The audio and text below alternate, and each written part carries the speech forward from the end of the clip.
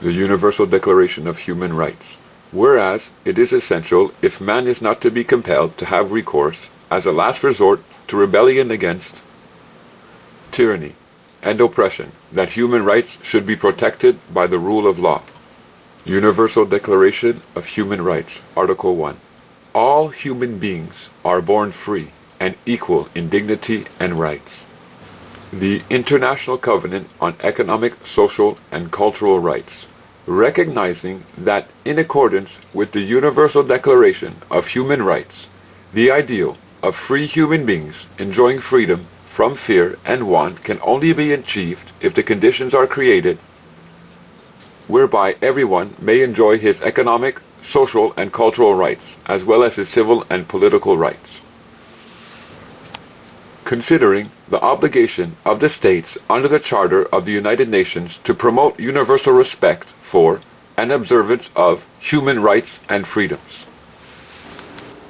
When you read and look into and study the Universal Declaration of Human Rights, when you look into the Covenant of Social, Economic, Cultural Rights, when you look into the Covenant of Civil and Political Rights, you are going to see these words indicated: human and man.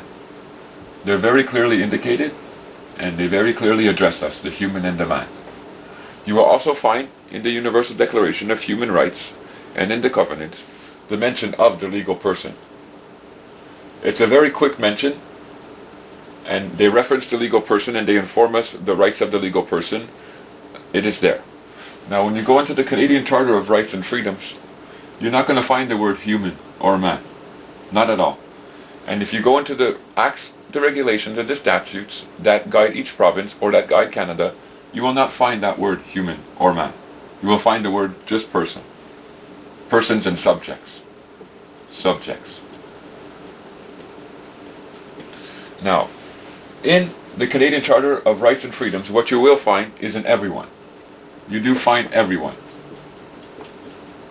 And everyone will or can include the human and the man. That's where you're finding the expression of the right of the human and the man in everyone. So every time in law, if you look into the Criminal Code of Canada, you'll find the same thing. You'll find that there's indications of persons, and indications of citizens, and indications of everyone. So just to be clear, every time when you look into the law and you see everyone, this is where you can draw your rights from as a human. This is where you can draw your rights from as a man. Now, when I use the word human, I'm automatically associating the two to mean the same, human and man. You can, if you push the point and say, well, there's a difference in between human and man.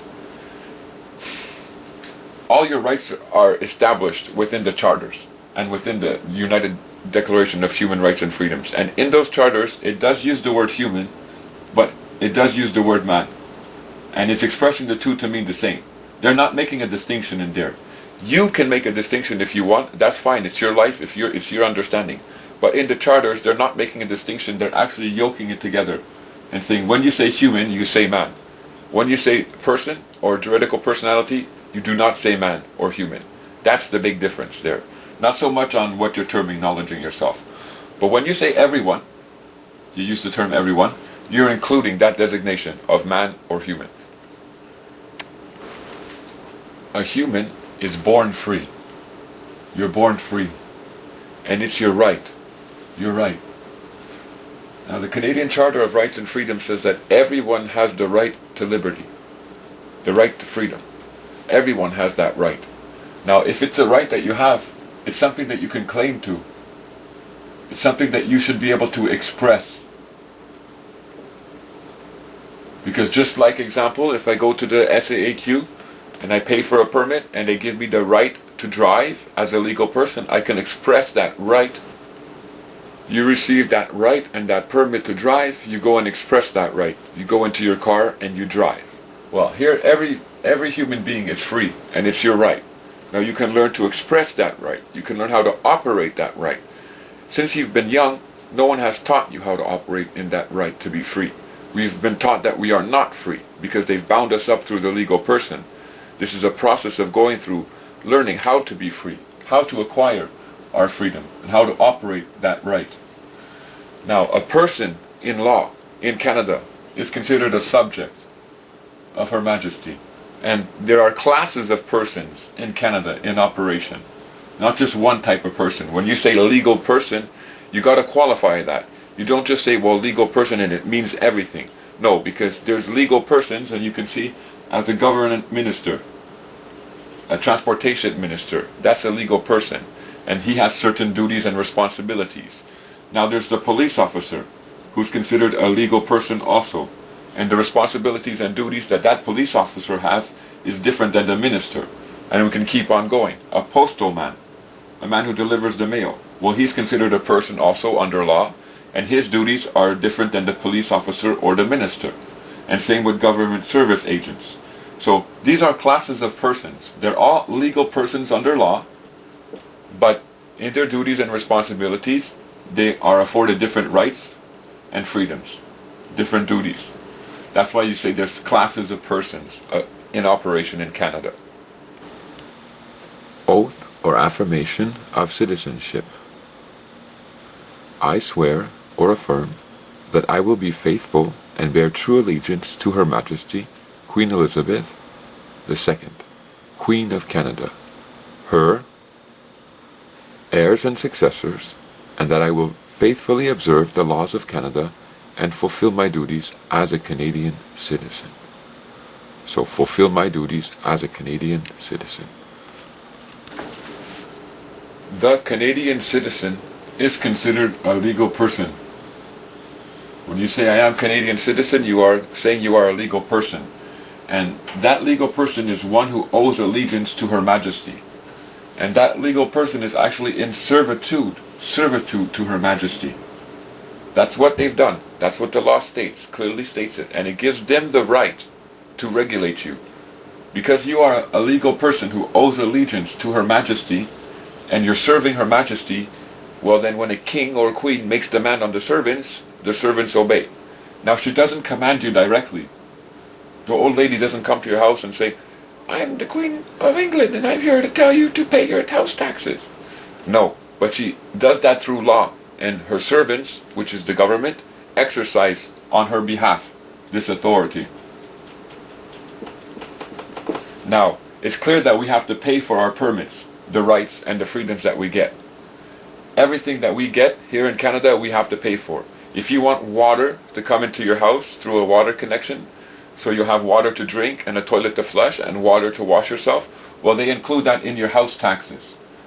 If you check your house tax bill, you're going to see that there's an indication for water service. Now, a human has water for free. Everybody should get water for free. Here in Canada, the Queen, Her Majesty, says that her servants should pay for their water. You don't even have the right to water for free. Article 19.1. Charges for rights and privileges. The Governor in Council may, on the recommendation of the Treasury Board, by regulation, prescribe the fees or charges to be paid for a right or privilege conferred by or on behalf of Her Majesty in right of Canada by means of a license, permit, or other authorization by the persons or classes of persons on whom the right or privilege is confirmed, or b. authorize the appropriate minister to prescribe by order those fees or charges subject to such terms and conditions as may be specified by the Governor in Council. As a Canadian citizen, every right you have is regulated, and you must pay for it. A human is free to enjoy his or her rights. Now the whole issue is, again, here in Canada, we are not considered humans. We are considered legal persons. They do acknowledge human beings here in Canada. However, you have to take the step forward to make them acknowledge your rights as a human being. Otherwise, you remain a Canadian citizen who is in servitude and owes allegiance to the Queen. And whatever the Queen gives a command through the government, you're under obligation to obey. So when the police officer says, slow down, or the police officer says, do this, do that, you're under obligation to obey, because you are a Canadian citizen. And when they send you a house bill for your taxes, you are under obligation to obey because you are a Canadian citizen. And when they say if you want to go fishing and go catch a trout and have a nice supper, it takes a permit and you can only do this on certain days, well, you as a Canadian citizen are under obligation to obey. And if you need to travel to go see a sick relative 250 kilometers away from you, they'll say to you, if you want to travel in a private conveyance, you can't do that as a Canadian citizen. I'll give you a right to travel if you follow my rules. Come here, pay me money, get a permit, and I'll return you a right to travel as a Canadian citizen. And this list can go on and on and on. Now, the whole problem stems from us. We don't understand, we don't accept, we don't acknowledge, and we don't operate through our freedoms and our rights. Because again, we've never been told there is such a thing that is in existence. We've only known servitude. We've only known slavery. Because from when we've been young, that's what our parents were involved in. That's how our parents were operating, and they passed that on to us. In school, in secular education, they never taught us any difference. We were never taught any of these fundamental rights. We were never taught any of these charters or any of these covenants. We were taught things that were not profitable to us as human beings, only profitable to us as legal persons. This is basically the hierarchy structure that is going on here in Canada, where you have the Majesty claiming the de facto power, and Privacy Council, who helps Her Majesty and acts on recommendations of Her Majesty, and then you have the government, who acts on, well, the recommendation of the Privy Council and the people who are voting here in Canada, and then you have the Canadian citizen. So the Canadian citizen is last on and bottom on the list. Really a subject. But in the laws, when you look, it says that we are classes of subjects. And it's very easily seen. Like I said, any type of title or designation that you see out there, police officer, postman, even chef, mechanic, these are all legal persons. That's what they're considered under law. They're not. You don't say, well, he's a mechanic, he's a human being, and he's a mechanic. That word wouldn't make sense. To them, when you say, well, he's a mechanic, you're designating a legal person. And most of us don't understand that. And most of us don't understand that when you say that you're a human, or when you say that you are a man or woman, you take a different designation, relieving yourself of a lot of this that is going on. Because this is all fictional. All this is fictional. Now I have a question to those watching my video. Why, as being a Canadian citizen, knowing that the law says, this is what the law states, whether you want to appropriate it in your life and say, well, no, that doesn't work for me, and then go on the street and try it. And say, well, I'm free and I'm not a subject of the Queen, and I'm not under subjection to your authority, and see what happens if you don't know how to defend yourself properly. You'll wind up in a lot of trouble. Because the truth is that as a Canadian citizen, you are indeed under the authority of the Queen, and you are considered a servant of the Queen and a servant of this system, and you have no choice. And a lot of us, when we experience that power that's in operation here in Canada, when it hurts us and when it damages us, when we're alone and no one's around us, we'll say, this is unjust, this is not fair, why should it be like this? I don't understand why this is going on. And exactly, it shouldn't be like this, and it's not fair. And it's only going on because you've never been taught otherwise. You've never been shown that you don't have to give away your freedoms. You don't have to give away your liberty. You don't have to give away your rights to this system. In fact, this system that's in operation is under accountability to you. It owes you. It's clear in the law. We're not taught that, and some people who may be hearing this will get upset, but nevertheless, it's true. You can pursue a living if you desire. That's your right. They've given you that right to your legal person. But nevertheless, you can enjoy a living also if you understand how to enjoy a living here on earth and here in Canada. It's in operation. The laws are there for you. It just takes time to reclaim your rights and time to reclaim your understanding about who you really are, and walk away mentally and walk away spiritually from this commercial system. Not saying don't use it physically, but to say, I'm not going to be part of this anymore. I'm not going to strive as that legal person anymore. I know I have freedom and rights, and it's very clearly expressed in law. Now they say that we are subjects of Her Majesty, and when you go into look in the Parliament, and when you go look at the constitutions, how they are worded, you're going to see something very funny. The Constitution of Canada, Article 9. The executive government and authority of and over Canada is hereby declared to continue and be vested in the Queen. The Constitution Act of Canada, 1867. Powers of the Parliament, Article 91. It shall be lawful for the Queen, by and with the advice and consent of the Senate and House of Commons, to make laws for the peace, order, and good government of Canada in relation to all matters not coming within the classes of subjects by this Act, assigned exclusively to the legislators of the provinces, and for greater certainty, but not so as to restrict the generality of the foregoing terms of this section. It is hereby declared that, notwithstanding anything in this Act, the exclusive legislative authority of Parliament of Canada extends to all matters coming within the classes of subjects next hereafter enumerated, that is to say.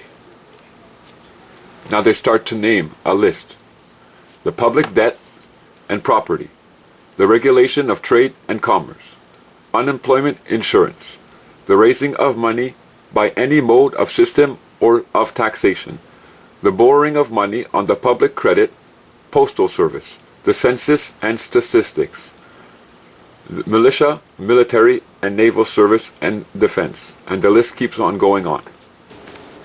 The Constitution Act of Canada, Article 91, it says, it shall be lawful for the Queen to make laws for the peace, order, and good government of Canada, in relation to all matters not coming within the classes of subjects. You notice that? Classes of subjects. So first of all, it's the Queen who is making the laws for Canada. That's what the Constitution Act says. Now, she does it through the ministers. It's the government who are erecting the laws, but nevertheless the power structure says it's the Queen. The Queen is making the laws. Now, why would you allow the Queen, who has nothing to do with you, nothing to do with your family, nothing to do with your life, make laws to control you and regulate you? Why would you do that? It's very clear that's what it says. I don't anymore. What about you? Now, it says that in relation to all matters not coming within the classes of subjects. The latter part of that verse states that the legislative authority extends to all matters coming within the classes of subjects, next here enumerated. And then they'll start to say the banking system, loans, taxation and stuff. They're trying to say that these are all the laws that they're erecting that will be enforced upon someone. Now they never state who they're going to be enforced upon.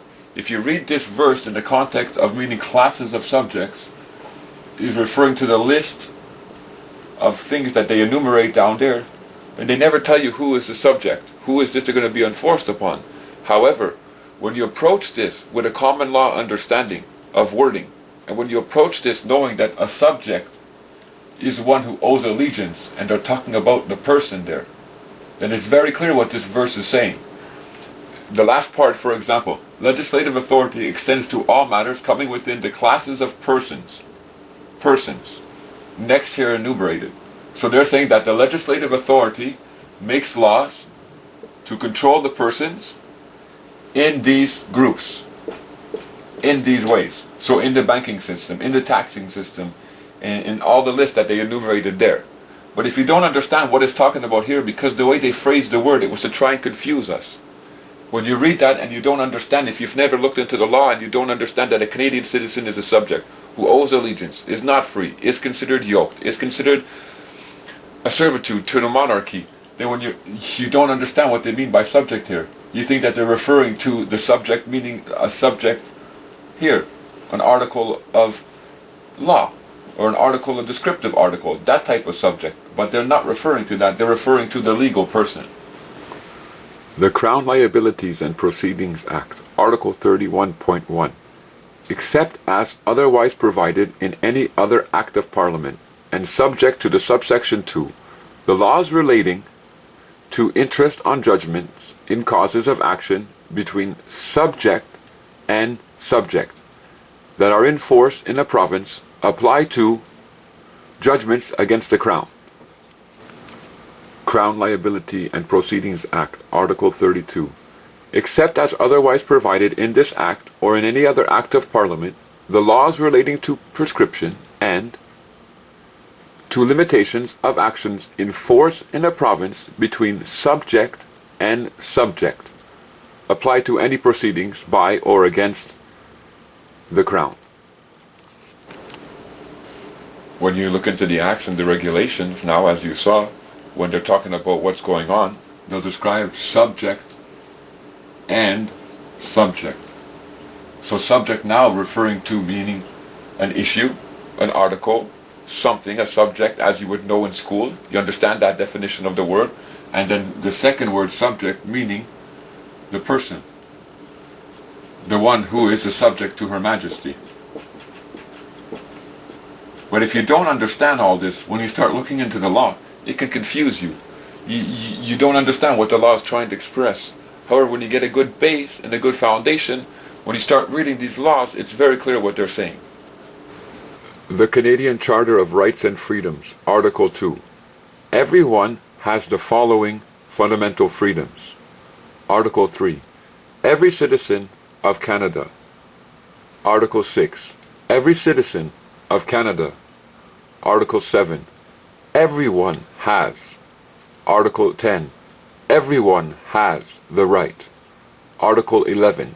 Any person charged. When you're studying and looking for your freedom, when you see the word everyone or anyone, that should draw your attention, because that is the expression where a human or a man rights and freedoms are. Very clear. Everyone also will include a subject, a citizen, a person, whether legal or natural. Could be an individual, a party, a mayor, a cook, a teacher. We can just keep going on and on. Everyone includes everyone. However, they strip away your rights, they strip away your freedoms by taking away the wording everyone, because now it can't include a man anymore, and using the word, let's say, person or citizen. Because now when you use the designation citizen, it's not anymore referring to a man or a human, because a human is free, as you see in the covenants and as you see in the Universal Declaration. A human is free, but the citizen owes allegiance to Her Majesty and is not free. So they strip away your rights, they strip away your freedoms by calling you a person, a citizen.